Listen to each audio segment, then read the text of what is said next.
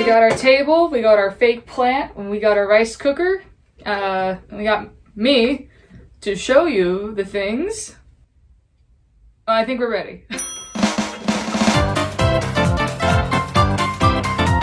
So recently my last video has been gaining traction and favor with the YouTube algorithm with showing off Dash appliances. They work really well and they're under 500 watts, which, if you don't know this, is really great for campers, for like low budget van lifers like myself. And with all these other appliances that I showed in the last video, turns out they come with one of these cookbooks and they have recipes which doesn't involve rice, and that makes me happy because there's nothing I love more than a good versatile, when things are versatile. I love multiple uses for one thing. There's some things that you can do with this rice cooker. In this little rice cooker you can make curry, chili, quinoa, and a cake. And those are not even the things that we're gonna do today. And while I could do them in my car, I'm not going to, because my Jackery would run out of energy almost immediately. Because one recipe, hey, that's fine, but 3? I'm not gonna waste my energy on that. So we're inside today in my room with my little fake plant that like is broken. I promise you I just didn't do that. With that being said, let's cook some stuff. First on the menu is this macaroni and cheese with broccoli. Now I don't have broccoli, nor do I have the will to like get up and go to Walmart right now just to get broccoli. So macaroni and cheese, we're just gonna make that. All right, it says put pasta, chicken stock, just water for now, milk and salt into the rice cooker and stir. Cook until all the liquid is absorbed. All right, so this is gonna take some time. Ooh, I feel like I should stir it a bit. Stirring capabilities. So this is exciting. Instead of macaroni, all I had was this red lentil pasta from Trader Joe's. Never used it before, but it has 15 grams of protein per serving, so that's exciting. I don't know. If I'm gonna have macaroni and cheese, I need to have some type of nutritional benefit from it because your girl is trying to gain some muscle. And if you think that's unattractive, hey man, get back in your time machine. Go back to the 1950s. But in 2022, muscles are beautiful, and plus I need to lift things. If I'm gonna be single for the rest of my life, I need to take care of myself, you know? And it requires lifting 50 pounds. All right, I just took off the top and look at that. Certified, real pasta, cooked pasta. All right, so the next step is to add a ½ tablespoon of butter and cheese, and I need to mix it. Can we make it, is this macaroni and cheese?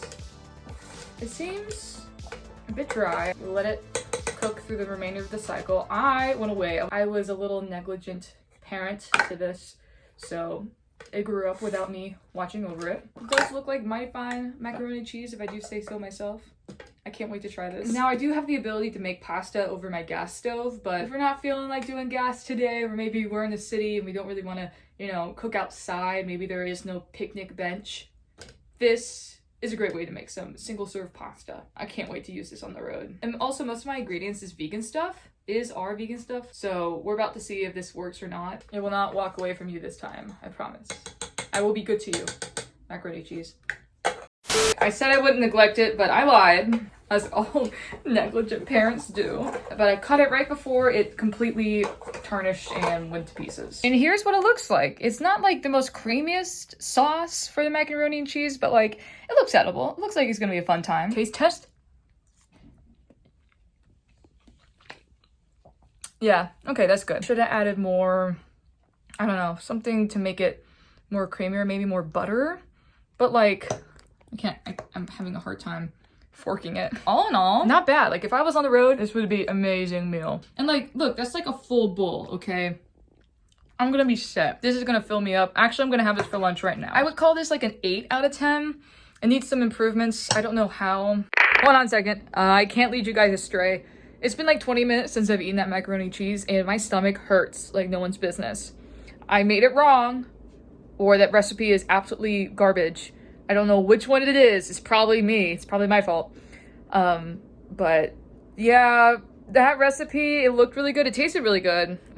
Kind of good. Be warned, your stomach may hate you afterwards. And yes, I changed because I have to go to the gym right now before a certain time of the day, before my ex from high school goes to that gym, because I do not want to run into him because he was very mean to me. And I don't want to see him. No hard feelings, right? Hopefully this next recipe is better. Can't say anything. So I'm feeling better since the last time we talked.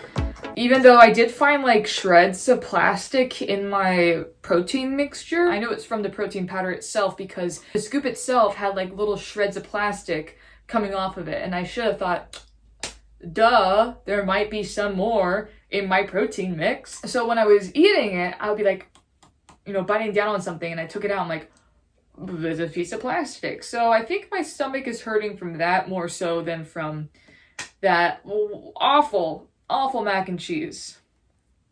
Let's hope this is better than that mac and cheese. So this is the banana bread recipe and I have everything but ricotta cheese. Instead of ricotta cheese, I replaced it with butter, and no, I did not look that up online. I could be totally wrong and I should have used something else in the household, but I refuse to. Because when I'm right about my guesses, I feel so good, and when I'm wrong, I learn.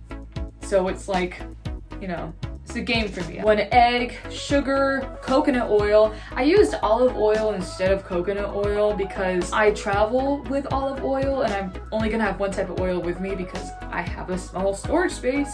So olive oil, it should be fine. Vanilla extract, salt, baking powder. Oh, I gotta put the flour in there. Okay, it's like forming a dough. That should work.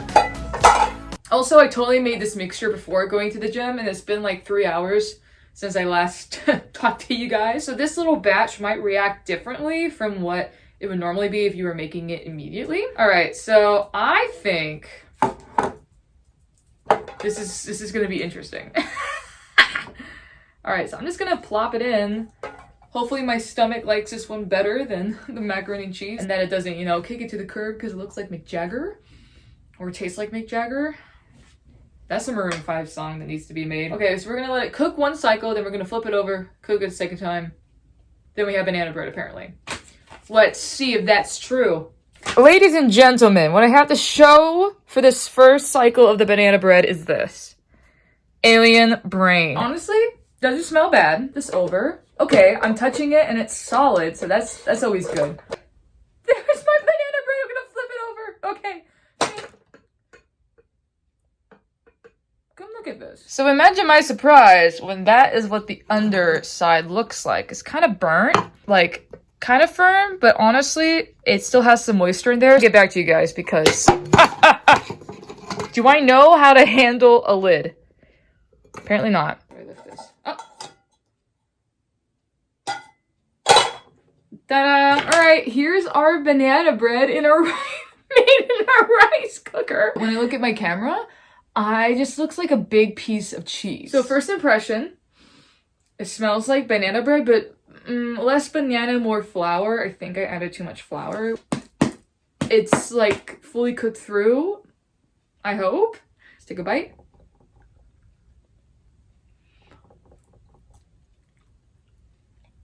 Have you ever had a banana flavored pretzel before? That's kind of what it is. I'm not mad at it, actually. It's just very cakey.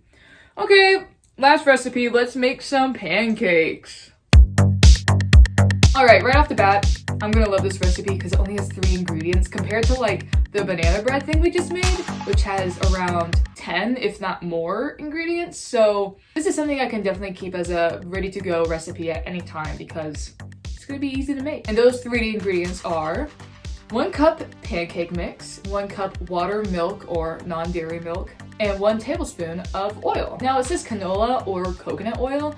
I'm gonna use olive oil. I don't care if it messes things up because I only travel with olive oil. So like pancake batter is supposed to be liquidy, right? It's not supposed to be too thick. What if it's like this thin? Is that okay? I don't know. I followed these instructions. Maybe I put too much water in. Okay, so I'm supposed to pour half a mixture into this. Okay, cook for 2 cycles. If I can put this on, jeez. Grand finale, I tell you what. Okay, first cycle is done. Let's see what it looks like. Oh, that's like actually a nice texture. So here's our little pancake. It is thick, which is pretty nice. Guys, give it up for the rice cooker. Aren't you amazing? Just fantastic. You work so hard. You're so versatile. I love you so much. If it's not from Trader Joe's, do I trust it? More likely not. It's like all the way cooked, which is a good thing to see. Because, you know, the top and the bottom could be beautiful, but the inside, just like people, is what matters. Bon appetit. No way. No way. No way.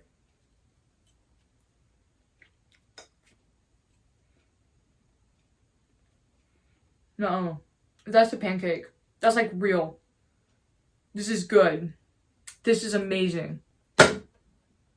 This has opened Pandora's box for me. Who knew a pancake could make me act like this? But seriously, this is worth everything. Thank you guys for watching. I'm gonna go finish this. And if this video hasn't convinced you to get your own Dash mini rice cooker, I don't know guys, I give up.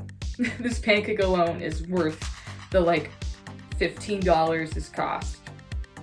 Now come on now. Come on now. Okay, bye guys. See you next one. Subscribe if you haven't already and like this video if you like pancakes. If you dislike this video, you don't like pancakes. Don't worry, I'm not gonna take it personally.